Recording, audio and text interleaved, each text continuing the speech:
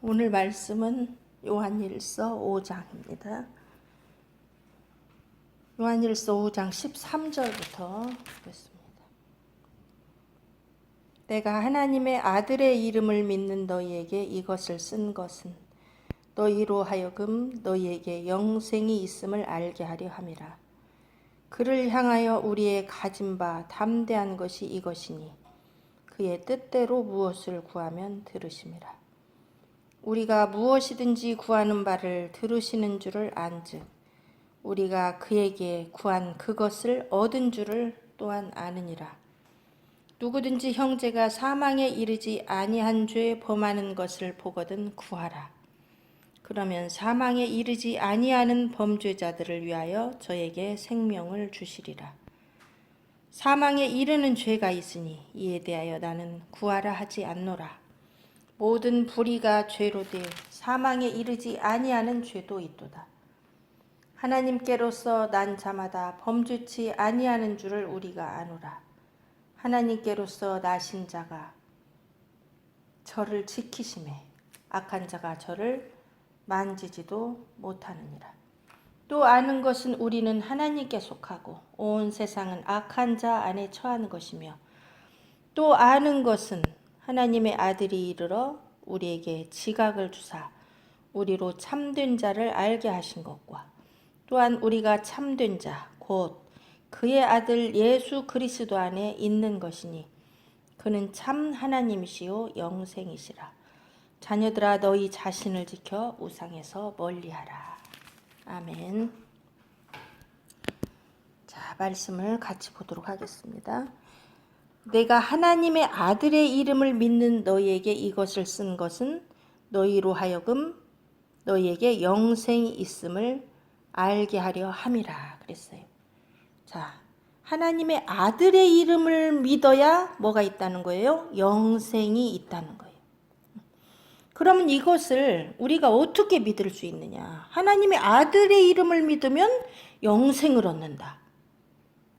우리가 무턱대고 이것을 믿을 수는 없죠. 그러면 하나님의 아들의 이름을 믿으면 영생을 준다는 것을 누가 말했냐 그 말이에요. 누가 이것을 우리에게 약속을 했냐 그 말이에요. 하나님의 아들만 믿어야 우리가 영생을 얻는데 그러면 누가 하나님의 아들입니까? 예수 그리스도께서 하나님의 아들이죠. 그러면 예수님이 하나님의 아들인 것을 어떻게 믿을 수 있냐는 거예요. 예수님이 하나님의 아들임을 증거하는 분이 계시다는 거예요. 우리가 지난주에 그걸 배웠죠? 5장 5절 보세요. 5장 5절. 예수께서 하나님의 아들이심을 믿는 자가 아니면 세상을 이기는 자가 누구뇨? 예수님이 하나님의 아들이심을 믿으면 세상을 이긴대. 이 세상을 주관하는 자를 이기는 거예요. 마귀를 이기는 거예요. 이 세상을 주관하는 자 속에 어둠이 있고 사망이 있어요. 그럼 우리는 어둠을 이기고 사망을 이긴다 그 말이에요. 그러면 이 예수님이 하나님의 아들인 것을 우리가 어떻게 알 수 있느냐? 6절 보세요. 5장 6절. 이는 예수님은 그 말이에요. 예수님은 물과 피로 임하신 자니 곧 물로만 아니요 물과 피로 임하셨고 예수 그리스도는 물로만 임한 게 아니고 물과 피로 임하셨다 그 말이에요. 이 물과 피로 임하셨다는 것은 온전히 육체를 입고 이 땅에 오신 예수님을 말합니다. 우리 몸이 물과 피로 이루어졌죠? 육신이 되어서 이 땅에 오신 예수 그리스도, 그분이 하나님의 아들이라는 거예요. 그러면 그거를 누가 증거하냐? 우리가 지난주에 이 증거하는 분이 셋이다 그랬죠. 하늘에서 증거하는 이는 하나님 아버지와 그 말씀과 성령께서 증거하신다고 그랬어요. 땅에서 증거하는 이는 셋이니 물과 피요 성령이고 하늘에서 증거하시는 이는 하나님 아버지와 말씀이신 예수 그리스도와 성령께서 예수님이 그리스도라고 증거하는 거예요. 예수가 하나님이 보낸 아들이라고 증거하는 거예요. 그것은 하늘에 있는 말씀. 여러분, 우리 이 땅에만 말씀이 있는 게 아니에요. 하늘에도 기록된 말씀이 있어요. 그것이 지금 우리 땅에 내려와서 우리에게 보여주는 거예요. 그 하늘에 기록된 말씀에 예수님이 그리스도라는 것을 창세 전부터 기록해놨다는 거예요. 그 예수님을 육체로 보내셨다는 거예요. 물과 피로. 그러면 땅에서 증거한다고 그랬어요. 자, 하늘에서 증거하면 우리가 모를 수도 있어요, 다. 근데 땅에서도 증거하신대요. 땅에서 증거하는 이가 셋이니 물과 피와 성령이라. 자, 그러면 이 땅에서 증거하는 것을 누구만 알 수 있습니까? 물과 피와 성령을 소유한 자만 그 증거를 알 수 있겠죠. 자, 물과 피로 임하신 예수 그리스도를 영접하는 자만 이 약속을 알 수 있다는 거예요. 그래서 영접하는 자, 곧 그 이름을 믿는 자들에게는 하나님의 자녀가 되는 권세를 주셨어요. 예수님을 영접하면 물과 피로 임하신 자를 내 안에 영접하고, 그때 누가 오시냐? 성령이 오셔서 물과 피와 성령이 내 안에서, 이 땅에서 나에게 증거하시는 거예요. 뭘 증거하시냐? 증거하는 분은 하늘에서는 하나님 아버지와 말씀과 성령이 증거하고, 땅에서는 예수를 영접한 자 속에서 물과 피로 임하신 예수 그리스도와 성령이 이 땅에서, 내 속에서 증거하신다는 거예요. 그럼 뭘 증거하시냐? 11절. 증거는 이것이니 하나님이 우리에게 영생을 주신 것과 이 생명이, 이 영생의 생명이 그의 아들 안에 있는 그것이니라. 여러분, 예수님이 내 안에 오셔서요, 물과 피로 임하셔서 성령과 함께 뭘 증거하시냐? 하나님이 우리에게 영생을 주신 걸 증거한다는 거예요. 그리고 그 영원한 생명이 예수 그리스도, 내가 영접해서 모셔드린 그분 안에 영생이 있다는 것을, 그리고 나는 그를 인하여 영생을 얻을 수 있다는 것을 내 속에서 증거하신다는 거, 이 땅에서 지금. 그래서 아들이 있는 자, 아들이 내 속에 있는 자는 생명이 있고, 영원한 생명이에요. 그 생명은 영원히 죽지 않는 생명. 또 하나님의 아들이 내 속에 없는 자에게는 생명이 없어요. 그러면 하나님의 아들이 어디에 있다는 거예요? 나 예수님 영접했으니까, 한번 영접했으니까 내 안에 생명이 있지, 이렇게 생각하면 착각이에요. 하나님의 아들이 어디에 있어야 돼요? 우리가 지금까지 공부한 바로는, 말씀을 본 바로는 하나님의 아들이 어디에 있어야 돼요? 내 마음 안에 있어야 돼요. 여러분, 예수를 영접해도요, 내 마음 안에 예수를 모시고 살지 않으면 내 안에 생명이 없습니다. 그래서 거기서 죄가 나오는 거예요. 사망의 죄가 나오는 거예요. 응? 아들이 있다는 것은 내가 포도나무이신 그분에게 붙어있는 상태를 말해요. 그래야 거기서 생명이 나와서 생명의 열매, 성령의 열매가 맺혀지는 거예요. 나 한번 영접기도 했고, 나 예수님 믿는다고 처음에 고백했고, 나 머리로 다 알고 있어? 그것이 아들이 있는 게 아니에요. 아들이 어디에 있어요? 내 마음 중심에, 내 생각 중심에. 그분이 주인이 되셔서, 하나님의 아들로서 나의 구원자가 되셔서, 나의 주인이 되셔서 나를 주장하는 상태를 말하는 거예요.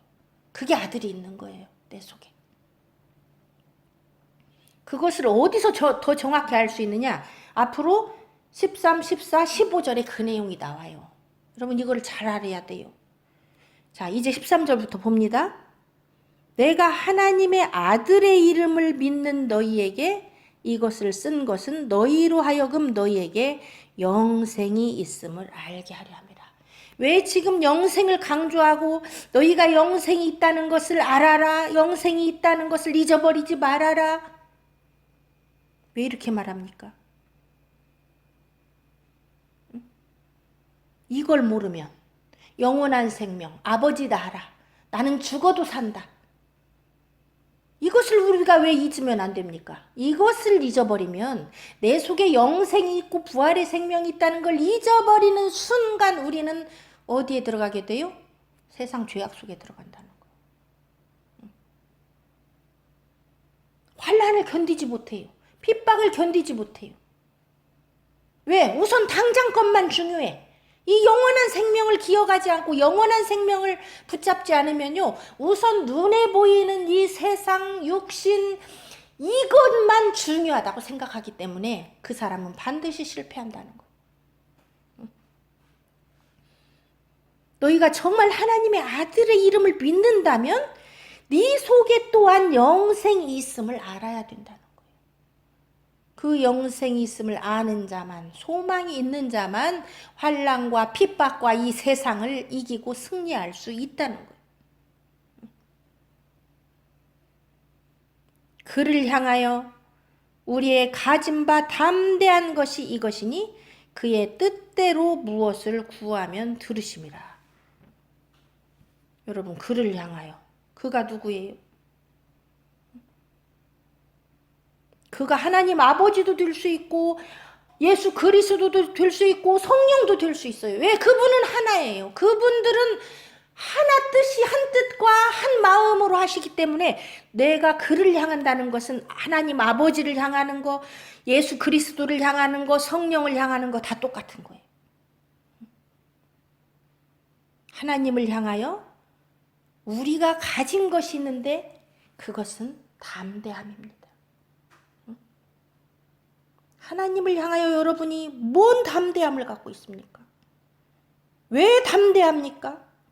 하나님을 향하여 우리에게 담대한 것이 무엇입니까? 바로 답이 나오죠?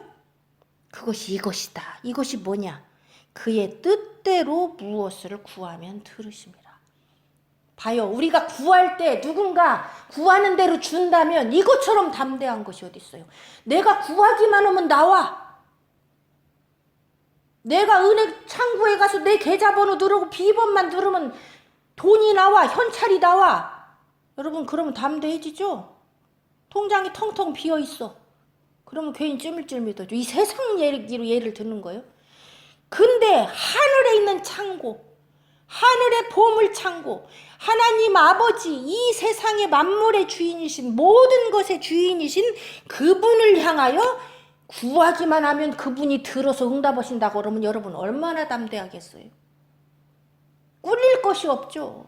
부족한 게 없어. 여호와는 나의 목자시니 내가 부족함이 없으리로다. 여러분 부족함 없어 보세요. 얼마나 등이 쫙 펴지고 가슴이 펴지고 눈빛이 달라지고 씩씩거리고 앞으로 나갈 수 있지 않겠어요?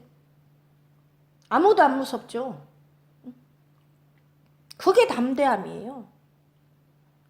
근데 여기서 단서가 있어요. 여러분, 우리가 오해하면 안 돼요. 조건이 있습니다. 그 담대한 것이 무엇이고 무엇이든지 구하면 들어주는 게 뭐냐? 여기서 가장 중요한 단어는 그의 뜻대로입니다. 그의 뜻대로. 얼만큼 중요하냐? 그의 뜻대로가. 에베소서에 그의 아들 예수 그리스도 안에서 예정하사 이 말하고 똑같은 거예요. 예수 그리스도 안에 있는 자만 택하는 것이 예정이에요. 그를 영접하고 그 안에서 사는 자만 구원 얻기로 하나님이 계획한 거, 이게 예정이에요. 그러듯이 오늘 이 말씀도 무엇이든지 구하면 주는데 어떻게 구해야 되냐? 그의 뜻대로 구해야 된다는 거예요. 야고보가 그런 말 했죠? 너희가 구하여도 받지 못함은 정욕으로 쓰려고 잘못 구함이라. 너희가 얻지 못하면 구하지 아니하며 구하여도 받지 못하면 정욕으로 쓰려고 잘못 구합니다. 이 말이에요. 이게 내 뜻대로 구하면 못 받습니다. 그의 뜻대로 구해야 돼요. 그의 뜻대로 구하려면 어떻게 해야 됩니까? 우리가 예수 안에 있어야 돼요. 예수님이 내 안에 계셔야 돼. 그 안이 어디예요? 마음이에요. 마음 중심이 예수 그리스도가 주인이 되어 있으면 우리는 뭘 구하냐? 그의 뜻대로 구합니다. 왜? 그분이 주인이니까. 아까 12절에 아들이 있는 자 어디에 있다는 거예요? 내 마음 중심에 아들이 있는 자예요. 응? 이 말을 구체적으로 어디에서 해줬습니까? 요한복음 15장에서 해줬죠? 요한복음 15장 5절 한번 볼까요? 요한복음 15장 5절.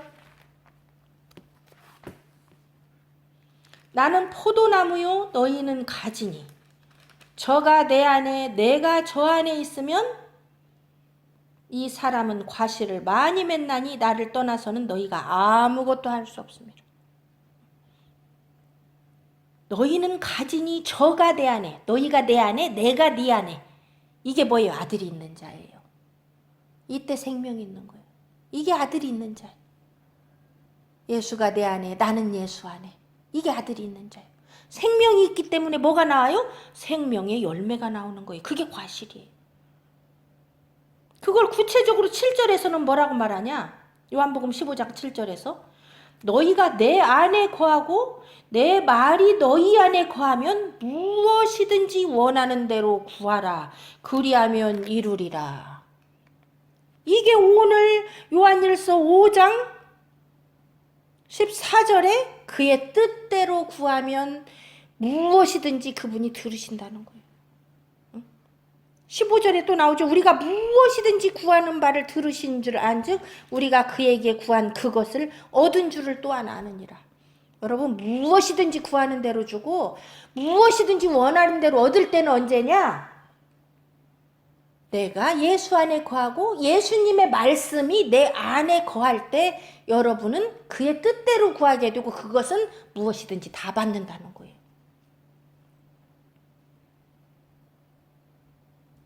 그러면 우리가 예수 안에 어떻게 거할 수 있습니까? 어떻게 포도나무에 붙을 수 있습니까? 어떻게 예수에게 붙을 수 있습니까? 말씀이 곧 예수 그리스도라고 그랬어요. 말씀에 붙어야 돼요. 말씀으로 들어가서 이 말씀을 내가 먹어서 내 마음에 둬야 돼요. 그러면 말씀이 내 안에 거하게 됩니다. 예수님은 말씀을 주는 나무예요. 그러니까 내가 말씀에 붙어서 이 말씀을 내 마음에 심어두면 말씀이 내 안에 거예요. 그게 바로 요한복음 15장 7절에서 말한 너희가 내 안에 거하고 내 말이 하나님의 말씀이 이 하나님의 말씀이 내 안에 거하면 무엇이든지 원하는 대로 구하래요. 그때 우리는 뭘 구할까요? 그의 뜻대로 구하게 됩니다. 하나님이 원하는 걸 알아요. 말씀을 받기 때문에. 하나님이 뭘 원한다는 게 말씀 안에 들어있기 때문에 그거를 내가 마음에 두고 그대로 구한다 그 말이에요. 그래서 여러분 기도는요. 말씀에 의지한 기도를 해야 그 기도가 이루어집니다. 말씀과 기도로 거룩해지는 거예요. 기도만으로 거룩해지지 않습니다. 말씀을 붙잡고 그 말씀을 내 안에 두고 그 말씀대로 기도할 때 그게 아버지의 뜻이에요. 그것이 그대로 이루어진다. 그때 담대해져요. 내가 예수 안에 있을 때 담대해져요. 아, 내가 지금 예수 안에 있고 내가 그분의 뜻대로 구하는 것을 하나님이 당장 급하게 주시기 때문에 나는 담대한 거예요.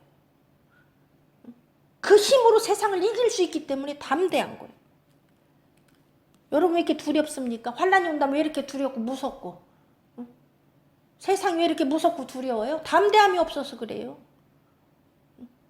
내가 그 안에 그분이 내 안에 거하시면요. 제일 먼저 나타나는 게 담대함이에요. 그래서 베드로와 그 12사도가 어떻게 했어요? 베드로와 나머지 사도들이 공유에 잡혀가도 막 눈 하나 끔떡 안 해요. 그들이 너희들 예수 얘기하지 마 그럼 어떻게 해요? 우리가 하나님 앞에서 니들 말 듣는 게 옳냐 하나님 말씀 듣는 게 옳냐 막 되들어요. 담대해서 그래요. 예수 안에 거하기 때문에. 예수가 그들 속에 거하기 때문에. 그게 아들이 있는 자예요. 생명이 있는 자는 담대합니다. 바다 풍랑이 막 쳐도 생명이 있는 물고기는 담대히 그 파도를 타고 올라가는 거와 똑같은 거예요. 내가 예수 안에 거하고 예수님이 내 안에 거하고 말씀이 나를 주장하면 우리는 담대할 수밖에 없어요. 여러분 아직도 환난이 두렵고 핍박이 두렵고 마지막 때가 두렵습니까? 그럼 여러분 아직 말씀 속으로 들어간 거예요. 말씀이 여러분을 완전히 주장하지 못하는 거예요. 말씀이 주장하면 담대합니다. 말씀 안에 있으면 담대합니다. 생명이 넘쳐납니다. 그때 무엇이든지 구하는 바를 주님이 들으십니다. 주의 뜻대로 구했기 때문에 아버지는 뜻대로 구하는 자에게 안 주는 것이 없어요. 여러분 그런 체험 해야 돼요. 내가 아버지 뜻대로 무엇을 구할까? 아버지의 뜻이 무엇일까? 얼마나 관심이 있습니까 도대체? 아버지의 뜻은 무엇일까? 우리가 얼마나 관심을 갖고 아버지의 뜻을 찾고 알기에 이 말씀 속으로 들어가서 눈을 뒤집어 뜨고 말씀을 아버지 뜻이 뭘까 여러분 얼마나 찾습니까? 하나님을 사랑하는 자만 그렇게 찾아요. 하나님 뭘 원하실까?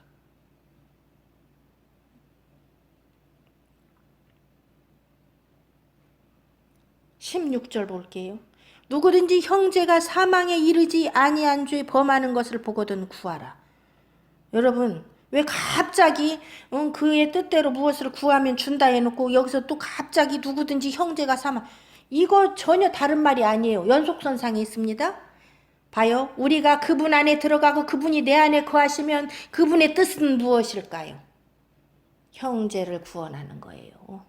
그분의 뜻이 무엇일까요? 그의 뜻대로 구하면 들으시는데 그의 뜻이 무엇일까요? 16절이에요. 16절. 그의 뜻은 형제가 사망에 이르지 아니한 죄 범하는 것을 보할 때 하나님께 간구하는 거예요. 여기서 구하라는 것은 그 형제 구원의 나라의 구가 아니에요. 하나님께 구하라는 말이에요. 하나님께 기도하라는 말이에요. 그의 뜻대로 기도하라는 말이에요. 구하라는 말이에요. 지극히 작은 자가 굶주리고 배고프고 지금 죄 가운데서 헤맬 때 그를 위해서 하나님께 간구하라 그 말이에요.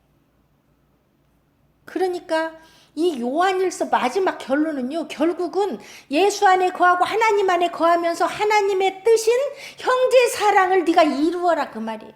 형제 사랑은 뭐냐? 형제가 죄에 빠졌을 때 그를 위해서 하나님께 눈물로 기도하라는 거예요.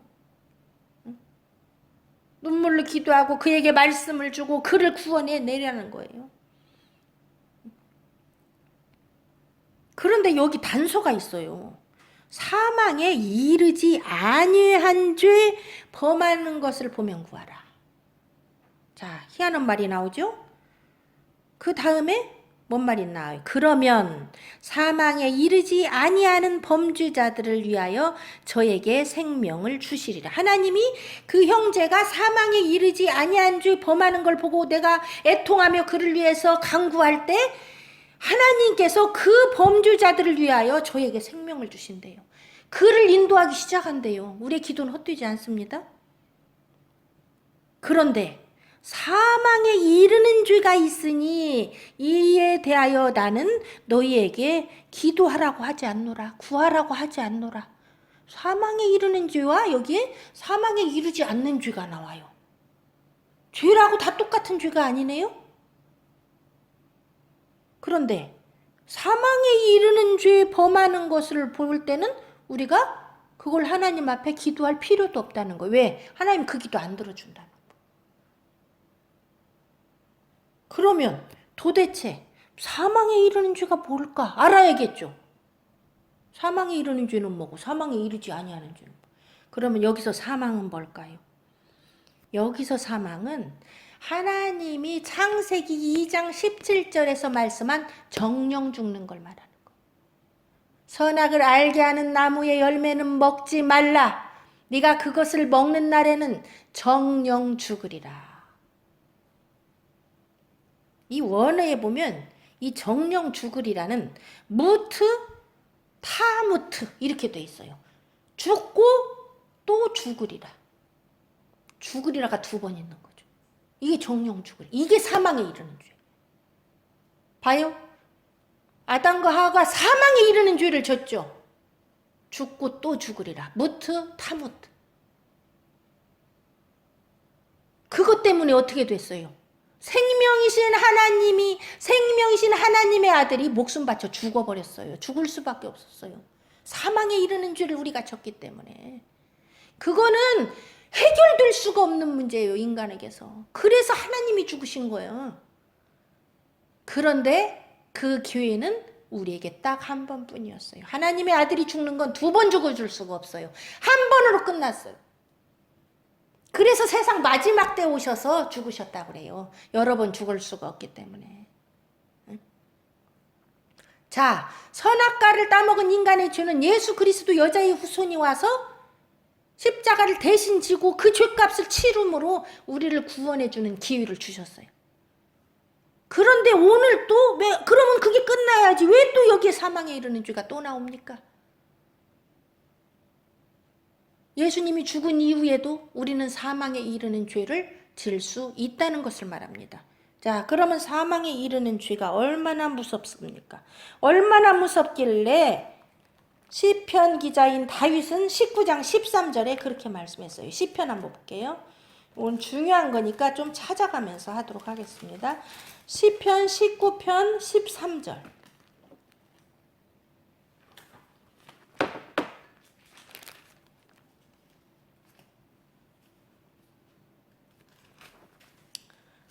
시편 19편 13절입니다. 네, 제가 읽을게요. 또 주의 종으로 고범죄를 짓지 말게 하사 그 죄가 나를 주장치 못하게 하소서. 그리하시면 내가 정직하여 큰 죄과에서 벗어나겠나이다. 여기 보면 고범죄가 나오죠. 고범죄. 이 고범죄가 바로 사망에 이르는 죄예요. 고범죄라는 게 뭘까요? 알면서도 고의로 범한 죄를 말합니다. 알면서도 고의로 범한 죄. 구약에서는요, 고의로 범한 죄를 진 자는 쳐 죽이라고 나와요. 용서가 없어요.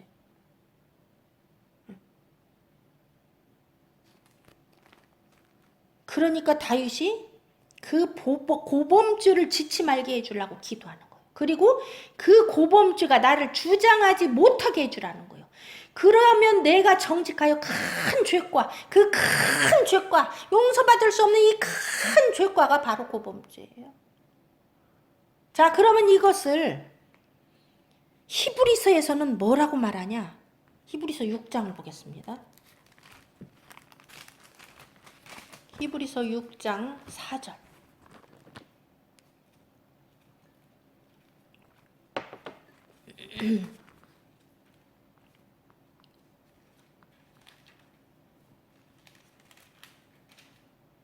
히브리서 6장 4절에서 6절까지 보겠습니다.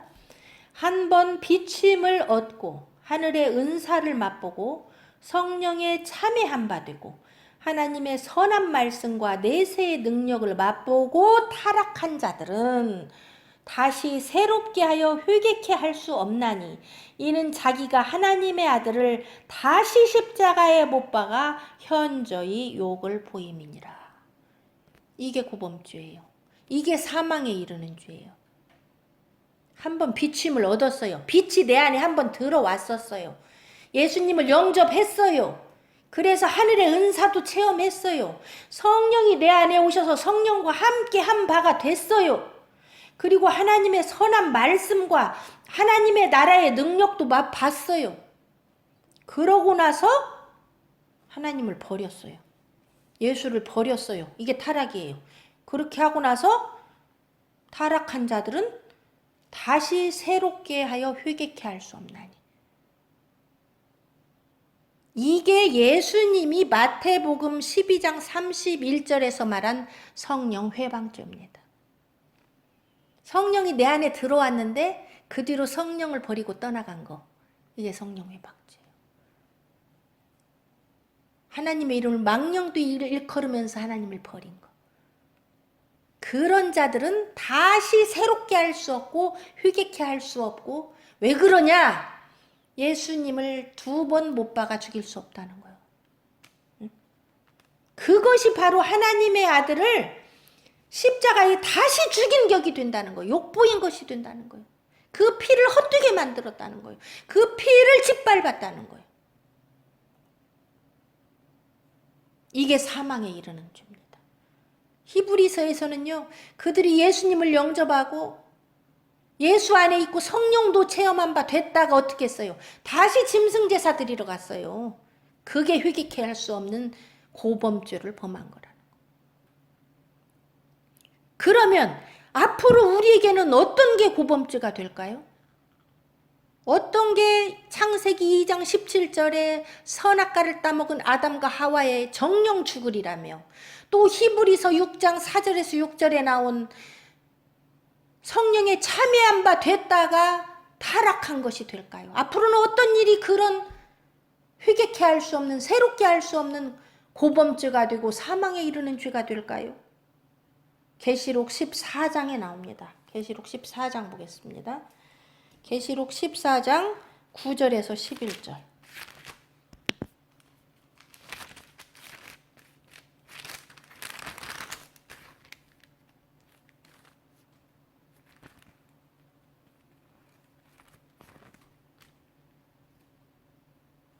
제가 읽겠습니다. 또 다른 천사 곧 셋째가 그 뒤를 따라 큰 음성으로 가로되 만일 누구든지 짐승과 그의 우상에게 경배하고 이마에나 손에 표를 받으면 그도 하나님의 진노의 포도주를 마시리니 그 진노의 잔에 섞인 것이 없이 부은 포도주라. 거룩한 천사들 앞과 어린 양 앞에서 불과 유황으로 고난을 받으리니 그 고난의 연기가 세세토록 올라가리로다. 짐승과 그의 우상에게 경배하고 그 이름의 표를 받는 자는 누구든지 밤낮 쉼을 얻지 못하리라 하더라. 성도들의 인내가 여기 있나니 저희는 하나님의 계명과 예수 믿음을 지키는 자니라. 여러분, 이 시대에 있어서 사망에 이르는 죄는 바로 이것입니다. 창세기 태초 초에 인간을 처음 창조했을 때 그들이 사망에 이르는 죄는 선악과를 따먹은 죄였어요. 초대교회 성도들이 사망에 이르는 죄는 예수 믿고 성령 받고 나가서 짐승 제사 드리러 가는 거였어요. 그것이 바로 예수님이 말한 성령 회방죄예요. 성령이 내 안에 들어왔는데 그를 짓밟고 가서 다시 하나님이 원치 아니하는 엉뚱한 경배를 하는 거예요. 그게 성령 회방죄입니다.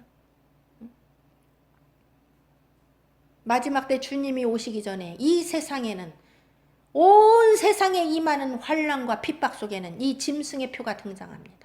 이 짐승이 등장하고 짐승의 표가 등장할 때 짐승에게 경배하고 그 표를 받는 자는 전부 이 사망에 이르는 죄에 해당합니다. 사함이 없어요. 그런 표 받은 자는 위에서 우리가 기도할 필요도 없고 그 사람을 권면할 기회조차 없다는 거예요. 그게 모트 타모트 정령 죽으리라의 죄에 해당되는 겁니다. 여러분, 우리가 이 죄를 범해서는 안 돼요. 다윗이 시편 19장에서 말한 그 큰 죄과 그 고범죄를 우리가 짓지 않도록 기도해야 됩니다. 그게 성도의 인내예요. 성도의 기도예요. 그 환난과 핍박 속에서 먹을 것에 대한 문제에 부딪힐 때 우리는 어떻게 그의 계명을 지키고 그의 말씀을 지킬 것인지 우리는 그 문제에 대해서 여러분 기도해야 됩니다.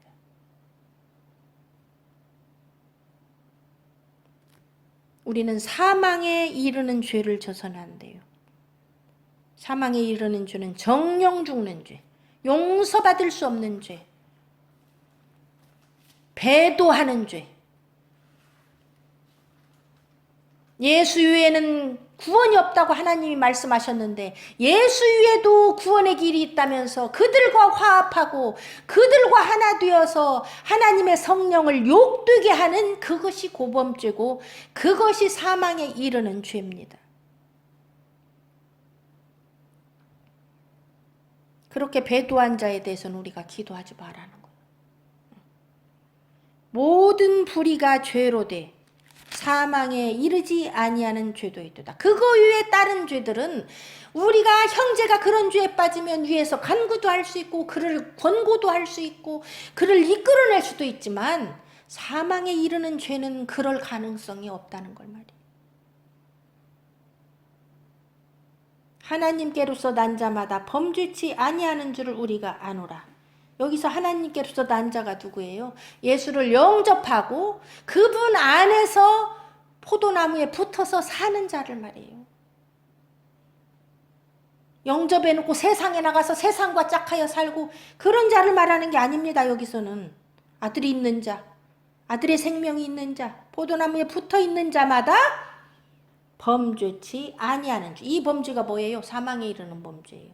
사망에 이르는 범죄 플러스 그냥 범죄, 사망에 이르지 아니하는 죄도 하나님께로서 난 자는 범치 않는다는 거예요. 그럼 우리 하나님께로서 났는데 왜 이렇게 죄를 져요? 그것은 우리가 처음에는 하나님으로부터 났지만 지금 예수 안에 있지 않다는 걸 말이에요. 그런 사람을 하나님께로서 났다고 말하지 않습니다. 하나님께로서 뭐가 난 거예요? 내 마음이 거듭난 걸 말이에요. 지금 마음 상태.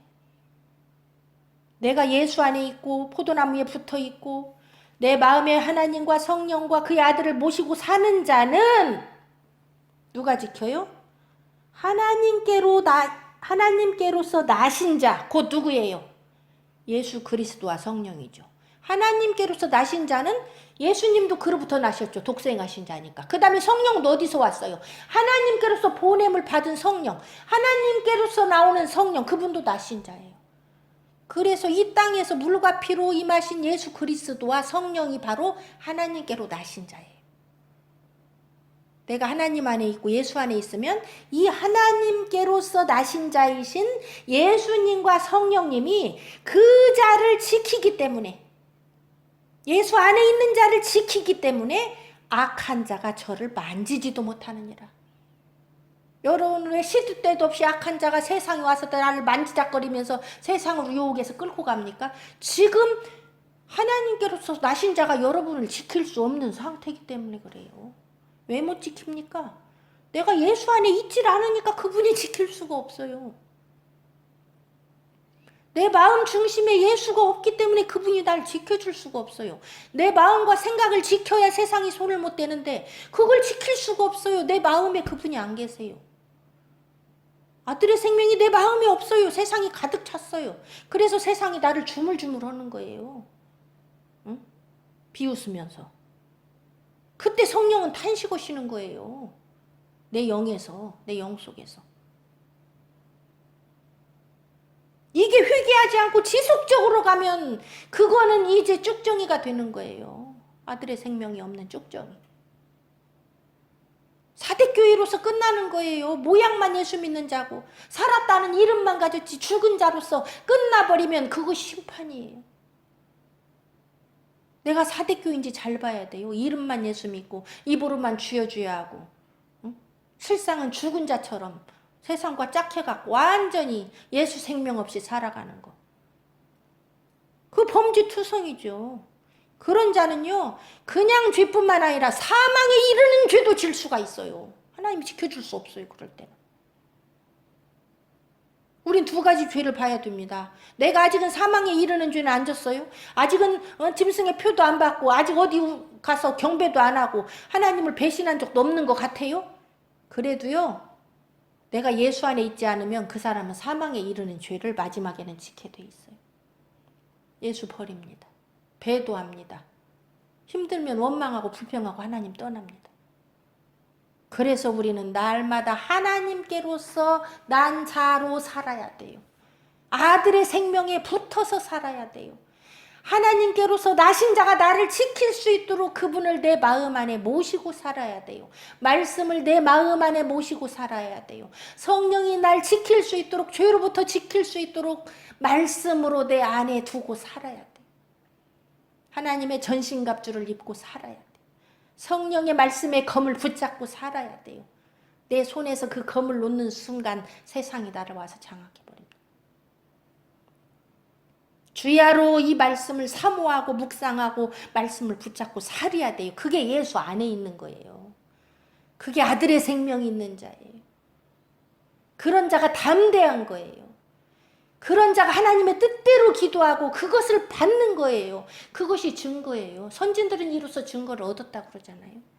예수 안에 살면서, 말씀 안에 살면서 그의 뜻대로 구했더니 그들이 증거를 받은 거예요. 응답 받은 거예요. 또 아는 것은 우리는 하나님께 속하고 온 세상은 악한 자 안에 처한 것이며, 하나님께 속해야 됩니다. 세상에 속하면 안 돼요. 그건 악한 자 안에 처한 거예요. 마귀에게 처한 거예요. 또 아는 것은 하나님의 아들이 이르러 우리에게 지각을 주사 우리로 참된 자를 알게 하신 것과 또한 우리가 참된 자 곧 그의 아들 예수 그리스도 안에 있는 것이니, 마지막 결론이에요. 여러분이 뭘 알고 있습니까? 여기 아는 것, 이거 똑바로 알아야겠죠? 하나님의 아들이 이르러, 어디에 이르렀어요? 내 마음 안에 이르러. 영접할 때 그분이 오셨어요? 그런데 그분을 내 마음에 모시고 살면 우리에게 뭘 주십니까? 지각을 주세요. 판단력을 주세요. 지혜를 주세요. 영분별을 하게 해주세요. 선과 악을 분별하게 해주세요. 성령이. 내 힘으로 분별하는 게 아니에요. 이 지각은 하나님의 아들이 주는 지각이에요. 성령이 주는 지각이에요. 내가 예수 안에 있을 때. 말씀이 내 안에 있을 때 주는 지각이에요. 말씀이 날 깨닫게 하는 지각이에요. 그래서 하나님을 더 깊이 알게 합니다. 우리로 참된 자를 알게 하신다는 거예요. 그럼 예수님 모시고 말씀 모시고 살면 우리가 하나님의 그 깊은 사랑을 알게 돼요. 하나님을 알게 됩니다. 점점 더 그 깊이와 높이와 그 무거움, 하나님의 그 헤아릴 수 없는 큰 사랑을 알게 돼요. 그 참된 자를 알게 돼요. 내 백성이 지식이 없어 망한다. 하나님을 몰라서 망하는 거예요. 이 하나님을 안다는 건요, 예수 안에 있을 때 하나님을 알고 또 알게 돼요. 그 깊은 사랑. 또한 우리가 참된 자 곧 하나님의 아들 예수 그리스도 안에 있는 것이니 그는 참 하나님이시요 영생이시라. 예수 그리스도 안에 있어야 참 하나님이시요 영생이신 그분이 나를 영생으로 인도하고 영원한 생명을 주신다는 거예요. 그러니 예수 안에 거하라는 말이에요. 하나님의 아들 안에 거해야 네가 그가 주는 성령의 지각을 받아서 더 하나님을 알게 되고 영생을 얻게 된다. 그러면서 21절에 뭐라고 말합니까? 자녀들아. 여기 자녀들은 또 뭐겠어요? 제가 여러 강조했죠. 어린아이들아. 리틀 칠드런. 아직도 육신에 거하는 자들아. 예수 믿는다면서 입으로만 주여주야 하고 나 알아. 하나님의 아들도 알아. 하나님도 알아. 성령도 알아. 말씀도 알아. 천국도 알아. 알기는 아는 이 어린 자녀들아. 아는데 그렇게 안 살아. 아는데 우리 안에 예수를 모시고 살질 않아. 마음에 예수님을 모시고 살지 않고 세상을 모시고 살아. 이게 어린아이들이에요. 자녀들이에요. 지금 여기서 자녀들 하니까 우아하게 들으시면 안 돼요. 응? 원어에 들어가면 리틀 칠드런, 이 어린아이들아. 응? 아직도 청년이 못하고 장성하지 못해서 말씀 안에서 자라나지 못해서 아직도 세상과 짝하고 응? 영생이 있는 걸 그 소망을 버리고 그냥 세상이 전부인 것처럼 사는 자들아, 너희 자신을 지켜서 우상에서 멀리하라. 너희 자신을 우리가 어떻게 지켜야 돼요? 예수 그리스도와 성령으로 말씀의 성령의 검으로 지키지 않으면 못 지킨다는 거예요. 그렇게 지켜야만이, 말씀으로 지켜야만이 우상에서 멀리할 수 있다는 거예요. 이 우상이 바로 여러분 앞에서 말한 사망에 이르게 하는 죄예요. 뜬금없이 왜 우상이 나옵니까? 사망에 이르는 죄가 우상에게 가서 경배하고 그의 표를 받고 짐승의 우상에게 경배하고 그 표를 받는 걸 말이에요. 근데 이 자녀들, 어린아이들은 그럴 가능성이 농후하다는 거예요. 믿음에서 떨어져 갈 가능성이 약하기 때문에. 그래서 너희 자신을 말씀으로 지켜야 되고 예수 그리스도로 지켜야 되고 성령으로 지키지 않으면 우상에게 가서 경배할 수 밖에 없기 때문에 지키라는 거예요. 말씀으로. 에덴 동산에서도 그랬죠. 지켜라. 지키라고 그랬죠. 에덴 동산에 있는 모든 것을 지키라고 그랬어요. 그런데 잠언 4장 23절에서는 뭐라고 그래요? 무엇보다 뭘 지키라고 그래요? 네 마음을 지켜라. 여기 너희 자신은요, 너희 마음과 생각이에요. 에덴 동산 것만 다스리고 정복하려다가 세상 그 아담과 하와는 지 마음 생각 못 다스리고 못 지켜서 망한 거예요. 응? 내 자신 지키는 일이 가장 소중한 일이에요. 우리는 다른 것들에 분주해요. 마르단처럼 뭐 음식 만들고 뭐더고 우리가 하나님의 일을 착각해요. 그게 하나님의 일인 줄 알고 뭐 봉사하고 뭐다고 교회가 청소하고 그게 하나님의 일입니까? 그게 마르다예요. 마리아처럼 주님 앞에 엎드려서 자기 자신을 지키는 거예요. 말씀으로. 응? 그게 자신 지키는 거예요. 마음과 생각을 말씀으로 지키고 또 다스리고, 그럴 때 우상을 멀리하고 우상에서 지켜낼 수 있다는 거예요. 그 우상 숭배가 바로 마지막 때는 짐승에게 경배하고 짐승의 우상에게 경배하고 그 표를 받는 거, 그게 사망에 이르는 죄입니다. 여러분, 어린 자녀들, 리틀 칠들은, 아직도 육신에 거하는 자들은 그 죄를 범할 수밖에 없기에 빨리 장성한 분량으로 말씀 안에서 청년처럼 강하게 되고, 흉악한 자, 세상, 짐승과 그의 표, 그 세상을, 거짓 선지자들을 분별하고 이겨낼 수 있는 힘을 기르라는 것이 이 요한 1서의 초점이에요. 예수 그리스도에 대해서 들었으면 가서 말씀을 보고, 가서 주목해서 예수를 보고 만지고, 그게 장성한 자고, 그런 장성한 자만 자신을 지킬 수 있고 우상, 사망의 이런 죄에 빠지지 않을 수 있고 고범죄에 빠지지 않을 수 있고 성령 회방죄를 짓지 아니할 수 있고, 오직 하나님만 가까이 모시고 예수 그리스도와 성령이 나를 지키면서 살 수 있다는 것, 여기서 승리를 말씀하시는 겁니다. 요한일서를 마감했습니다. 이제 요한일서를, 이제 설교 끝났으니까 이제 안 들어도 되겠죠 하지 마시고, 이제 여러분 요한일서를 일주일에 한 번씩 읽으세요. 일주일에 한 번씩 요한일서를 읽으세요. 이 설교들을 녹음한 거 찾아서 또 들으시면서 얼마나 소중한 것인가, 마지막 때 우리가 믿음을 어떻게 지켜야 될지, 여기에 길이 나오고 진리요 생명이 나오는 거예요. 여기에 모든 복음이 여기에 정리되어 있는 거예요. 여러분, 이대로만 하시면 승리합니다. 말씀대로 순종하면 승리합니다. 마무리합니다. 하나님께 감사 박수 드리겠습니다.